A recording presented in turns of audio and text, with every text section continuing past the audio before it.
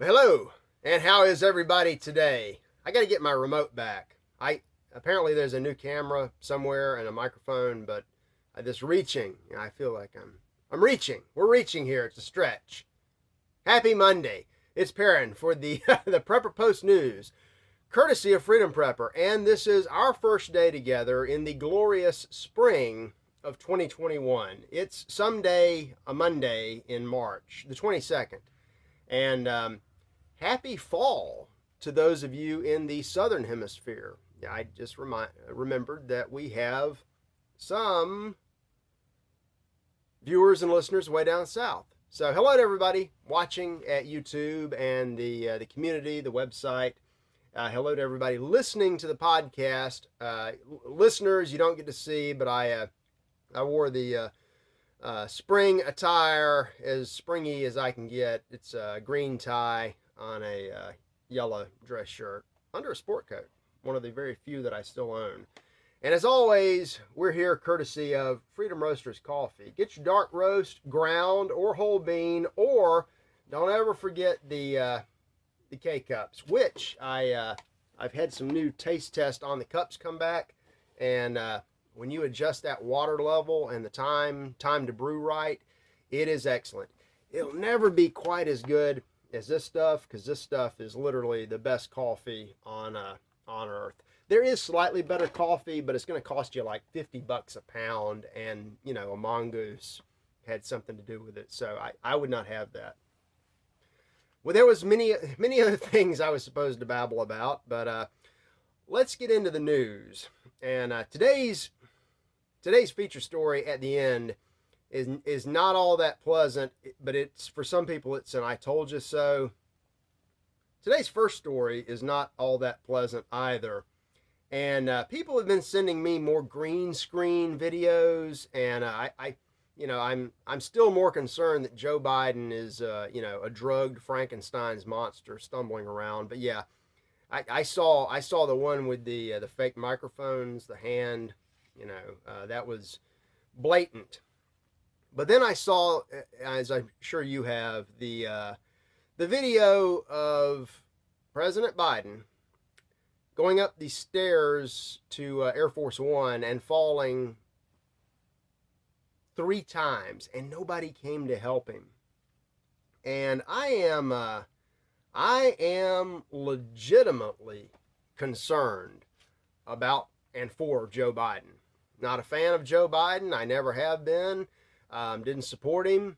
I practically disagree with him on just about everything that I can think of. I bear him no animosity. I really don't think he had anything to do with his own campaign, with the issues of the 2020 election, and I don't think he knows what's going on right now. I think he is the probably the worst single victim of this entire insanity. And this is slow motion murder on television before our eyes, and it's absolutely pathetic. I honestly wish there was something we could do to help the poor man. I mean, I watching these green screen videos, watching any of his performances, I don't know what they use, but I imagine they give him forcibly, against his will, give him a shot of, I don't know, ephedrine and PCP to wake him up. Something that would have me hopping off the rooftops. Is barely enough to get him up and mobile and able to speak incoherently for a few minutes. And then he trips and falls pathetically, and not 3 Air Force officers on the ground, not one of them came up. There had to be people right inside the door on the plane. Nobody. They don't care at all about him. And God, they also don't care about the rest of us. They don't care about our security, our safety, our happiness, or anything else. These Biden's abusers, his abusers, the people behind the throne that are pulling the strings. And yeah, I've seen all the jokes. He did not trip over his strings. Putin didn't push him. I'm not laughing about this. I'm angry. I'm angry that they are mistreating an elderly man who, regardless of our disagreements in the past, he can't help it, and he's a victim. It's God, and we're all going to be victims because these the lunatics, not just the ones on the left, because the ones on the right are they're out of the same mold. All of these people are insane. They hate the world, and they're always looking for a war. And they're pushing for war with China, Russia, Russia in Ukraine, Iran, any country they can think of, they want a war. And I've seen so many recent articles that I haven't included here. We don't want another war. And Tucker Carlson said that last week, got skewered by the military. And I've got an article from Town Hall, op-ed, about how this U.S. military that thinks and boasts that it can take on anybody couldn't even defeat one pundit on television. I mean, he made them look stupid, made them retract their ridiculous attacks on him. And the wording of the attacks, when you've got, I don't know, Marine Corps generals, accusing Tucker of dissing, he dissing diversity. Language matters, especially from the perfume princes. And here's another story about the ongoing invasion of the USSA across the southern border. They want America to become fully the third world for reasons, and they're doing it. And we have so many people flooding in now. There's a Democrat sheriff in Texas who is begging for help, throwing up his arms, saying help, and he's pointing out this border is wide open. There's almost no process, and the people that are coming in, there are signs in the desert taped to trees directing them, where to go for help. Not, hey, you're trespassing, get out. Come on in. We got you a hug and a welfare check ready. Your AK-47, you can buy that on the black market with your first check. And Coulter had a great column the end of last week. I've got it linked up through Talkie Mag. Excellent source, and hilarious too. She explains again the right side of this issue, how the GOP just falls into lockstep and helps the Democrats with the abuse and the final destruction of America. Whatever the conservative position is today, that was the progressive position 5 years ago. And she points out point blank that the conservatives are the worst. They're the worst side of the uniparty, because while both sides want the same thing, the conservatives lie about not wanting it. Take a look at that. Here's another one. Bill, Canada, get ready. You may have problems at your border because we got so many people flooding in down in Texas and Arizona and everywhere else on the south. They can't process them. It used to be they would, you can't come in, period. We'll stop you from coming in. Then if you come in, we'll arrest you and send you right back. Now they're processing them in. We want you to get in and get registered to vote 84 times for Kamala Harris the next time. Don't even have to do anything. The vote is automatic. Come on in. Everything is waiting on you. But they can't process them. They only have so many centers on the southern border. So the solution is they're putting them on airplanes, and they're going to fly them to processing centers on the Canadian border. Remember, we cannot send them back. There is literally no way to deport these people. You can't, for instance, put them on a plane and send them back to Guatemala or Somalia or, Pakistan, because they're coming in from all over the world. How they get to Mexico to make it in is, that's between them and George Soros, I guess. But we can easily put them on planes and fly them, 1,500, 2,000 miles to the Canadian border. I don't know. What's to stop them from going across that? A couple of Mounties? Man, that's a big border. Bill, stay frosty. Now let's get to the good stuff. Oh, no, actually, this is more, this is cultural rot. Cultural rot. In a second, I've got just a brief follow-up to the not-so-happy ending in Cherokee County and Fulton County last week. But, they dropped the ball on that narrative because they they've got 100 pre-existing points they always want to make, and they're looking for any story to make those points. And if they need to, they'll literally manufacture something. But sometimes they throw out too much and it all jams up and it falls apart.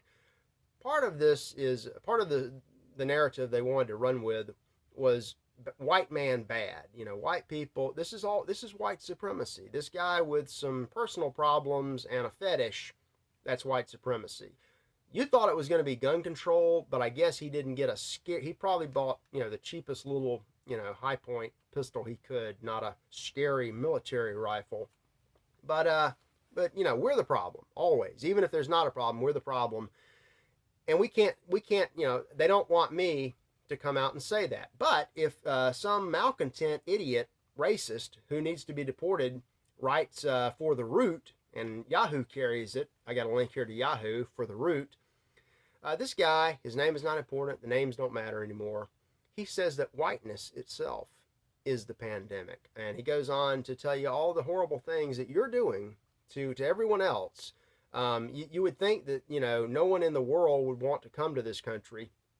And yet we got so many people coming into this racist, white supremacist country that we've got to process them in Canada. It's unbelievable. But back to Atlanta, back to, I called him Jones last week. His name was Long, Aaron Long. Nut job, confused young man. There's more to this story. And the narrative changed even before I got the report out Friday. It kept changing over the weekend. It's probably going to change again. These stories always change. They're attacking the sheriff and the sheriff's department for some off-the-cuff statements that they made. A deputy tweeted something last year, and they're all over that. They're trying, now that Joe Biden or Biden Harris, they're saying President Biden Harris now. It's not the campaign, but we have a unified Biden Harris. Biden shows up, and Harris is right there to make sure that the shot works correctly. Biden Harris came to Atlanta to meet with the Asian community because, again, they're trying to turn this into a divisive racial issue. Never mind the confusion and the inverted societal angles and the fact that this guy had a severe problem that nobody would help him with. They're blaming us. They're also blaming the cops for not handling it right, even though they did everything they could. I didn't know this, but the one of the deputies in trouble in Cherokee County is what's his name? John Baker. They point out that this makes no sense. They point out that Mr. Baker, a white, good old boy from Cherokee County, Georgia, has an adopted brother named Tony Baker. I know Tony Baker. I love Tony Baker. Great guy. He is, what is Tony? Tony is Vietnamese. He was an adopted child from Vietnam. So these white racists in Cherokee County are so racist against Asians that they adopted a little boy from Vietnam.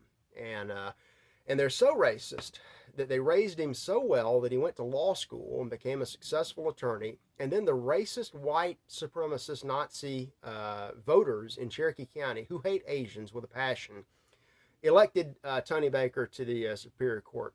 He's a Superior Court judge in Georgia. And he would not. I know what he would. I haven't talked to him in a while, but he does not wear any of that on his sleeve. There are no chips on his shoulder. He's one of the best judges in the state, one of the best guys in the state. And I know he thinks this is sad. He would not fall for this offering of victimhood to the Asian community. And I caution all my Asian friends and everybody else, look, these people that are peddling you enhanced victim status today, they're not your friends, because they will turn on you the second that it's convenient. The same way that everybody seemed to turn on this idiot shooter, a young man with a lot of problems, in rehab for his sexual addictions, and that's what I covered this Friday. It's crystal clear. He went there for the happy endings, and something happened. They made fun of him, and he was already conflicted. So, personal war. His church his Churchian church, immediately, I've got a link here to the Augusta Chronicle, formerly a real newspaper, about how his church has already thrown him under the bus. They have disowned him, kicked him out. They're not going to put up with this. Nobody will heed the apostles' call and go visit him in prison. He's guilty in their eyes, and that's the end of it. And they're crawfishing all over the place, trying not to be called names by people that really hate them and hate Christianity. So just crazy as it could be. But are you happy? Are you happy? With all this madness, are you happy? CNBC had a link to a study about happiness in people who do and don't have children. And while the story kind of cut to it that said, look, everybody's different. Some people are meant to have families, big families, small families. Some people are meant to be single. There's nothing wrong with that. We have a lot of cultural issues that are really encouraging people to never get married, never have kids. But the subtitle caught my eye because it said, hey, you don't need kids to be happy. Some people don't, and happiness is, subjective.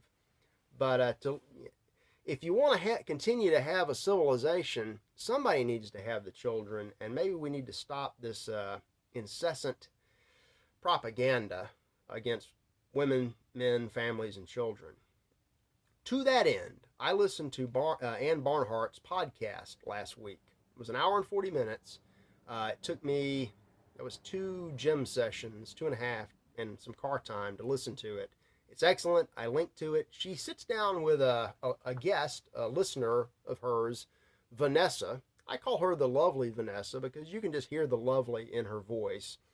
Vanessa is a rabbinical Jewish convert to the Catholic Church, and they talk about some social issues.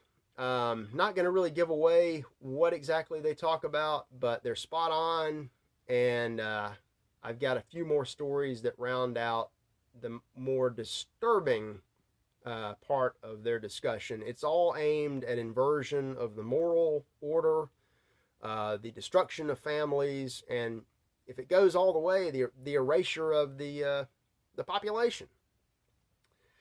To that point, everybody loves animals. If you don't love animals, you at least like them. If you don't like animals, there's something really wrong with you. There's a veterinarian in Miami. Got a Miami Herald story about him. He was looking to add the letter B, as in bestiality, to the devil's acronym. He carried on relations with a couple of dogs. And apparently this is too much even for the, even for the hardcore left. Of course, he's also a pedophile. So he puts the P and the B in the devil's acronym.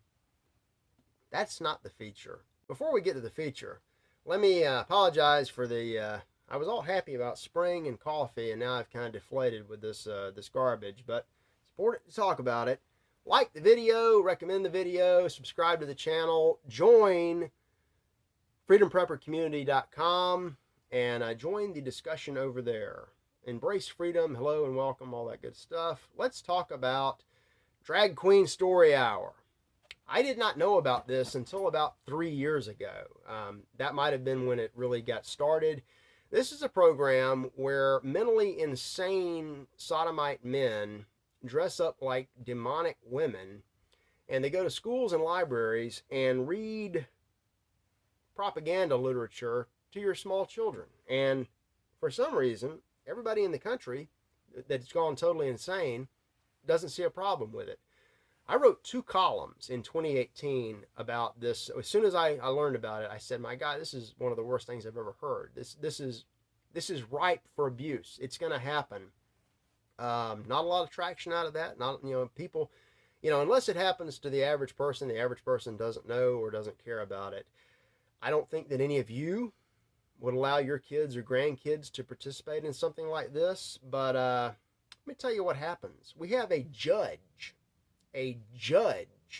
in, where's this? Milwaukee, Wisconsin, who is gay and is quote unquote married to another gay man, quote unquote gay man. They have 2 adopted children. And the judge has a hobby. He's part of the, what do they call it?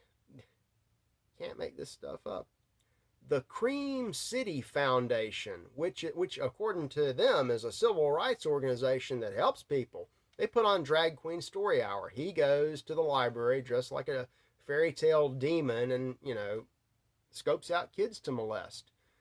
How do we know that? Well, a Milwaukee judge who serves as the president of this LGBT VP and C and B organization was arrested and charged with 7 counts of possessing child pornography. And it gets better. Let's see. His organization has been criticized for the drag queens. I don't want to read that. I don't want to read it. His name's not important. He wasn't just distributing the kiddie porn. He was making it at his house, where he and his quote unquote husband have 2 adopted children, and he's already been bonded out. This is the current push. All the conservatives that want to let all the illegals in and will eventually let them take your guns away and run up the debt and do all these things they say they won't do. They're still thinking, all my conservative friends say, well, we're not going to let them queers get married. That's 20 years ago, bud. The trans slipped in, and now it's the pedos. They're literally working legislation through to make this legal, and this guy gets bond. And no contact with children except the 2 at his house, where he filmed the child porn that got him arrested. It's the sickest. There's a reason. There's a reason we were commanded not to tolerate this stuff. And there's a reason why a certain carpenter, an itinerant preacher, recommended the Millstone technique for dealing with this. So just something to think about. No calls to action yet.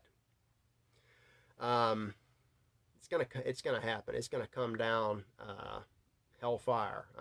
But anyway, it's a crazy world out there. We're still trying to. This really wrecked my. It's spring. Back to spring. Spring and coffee. It's going to be a great week. Hope you had a great weekend. Happy first day of spring on Saturday. It was a little chilly here. So winter came back on the first day of spring for me. But blue skies and sun and clouds and all that stuff coming your way. I'll be back tomorrow with more and better. Much better. Quality will improve tomorrow. Drink your coffee. See y'all later. Love you.